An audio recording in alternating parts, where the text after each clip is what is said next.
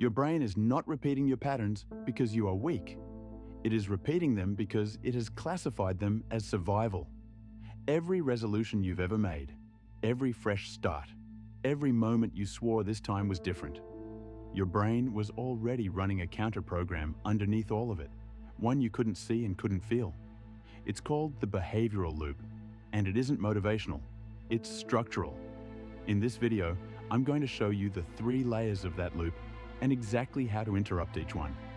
The loop actually lives inside the part of your brain that hasn't asked for your opinion since approximately the 3rd grade.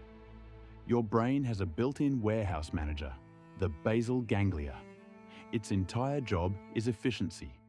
Every time you repeat a behavior, the manager moves it one shelf closer to the front. Do it enough times, and retrieving that behavior costs you 0 conscious effort. It's automatic, instant, and completely invisible to you.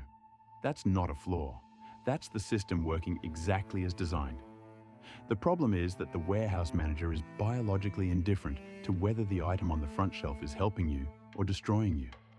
Repetition is the only criteria, not results, not logic. But here's the part that actually stings. The brain doesn't just automate these patterns, it actively resists unautomating them. Pulling a behavior off the front shelf registers as a threat to the system's efficiency, and the brain responds accordingly. Which brings you to layer 2, identity. Research on self-concept consistency shows the brain filters incoming information to match who it already believes you are. If somewhere underneath the surface you carry the belief that you're someone who struggles, with focus, with follow-through, with discipline, your brain will quietly steer your choices toward confirming that belief. Not because you want to fail, because consistency feels like safety. That's why willpower alone keeps losing. You're fighting automation with intention, and intention is always slower. Understanding these 2 layers explains exactly why you keep starting over.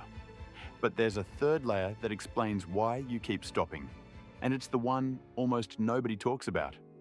Between identity and automation, which one feels more like your loop? The brain quietly steering your choices to match an old belief, or the habit running on autopilot before you even notice it? Drop your answer in the comments below, because the 3rd layer is the one that actually locks those 2 in place. That 3rd layer is the one that makes the first 2 feel impossible, and it isn't cognitive at all. When you attempt to break a deeply grooved pattern, your nervous system reads the unfamiliarity as danger.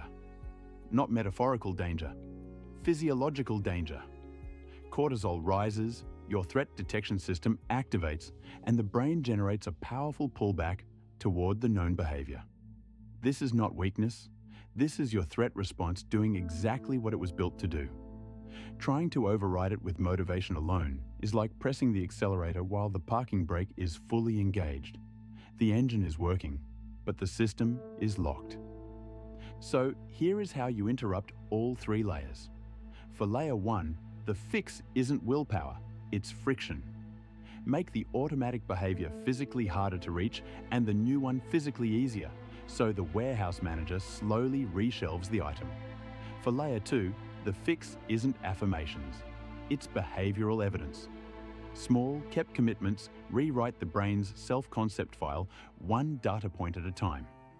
For layer 3, the fix is nervous system regulation before the attempt, not after the relapse, so the brain stops classifying the new behavior as a threat. The pattern was never about discipline, it was always about architecture. Change the architecture, and the pattern changes with it. Subscribe if you want more on how your brain really works, and watch the next video on screen.